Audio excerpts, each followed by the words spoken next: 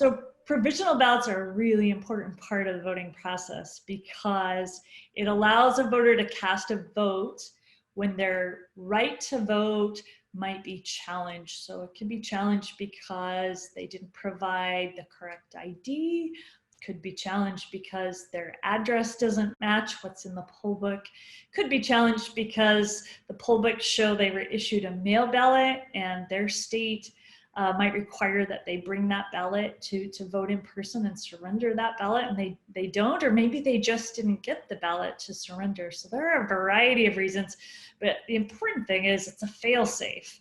In other words, we want to give the voter the benefit of the doubt. So that provisional ballot is cast in a way that the ballot is held, whether it's segregated physically into its own envelope and held in its own sealed bag, or some variation of that. And so we hold that until all the other ballots are processed. And then an election official will go in, and that provisional ballot requires some research.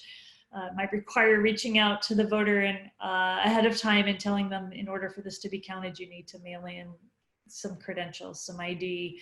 It might be verifying their address. It might be verifying whether they did or did not return a mail ballot that was counted. So if you're lucky enough, like I was when I worked in Colorado, where even in a large presidential year, we only had 100. In another jurisdiction I worked in, when I was working in Utah in a presidential election in a much, much smaller jurisdiction, we had over 5,000. Took us weeks.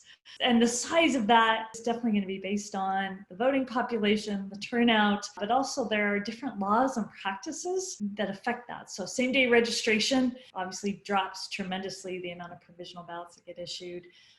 Laws that require that surrender of the absentee ballot make those numbers go up. But the important thing is it's a safeguard, it's a safety net, and we election administrators do their due diligence, they do the research to make sure that if that provisional ballot can be counted, it will be.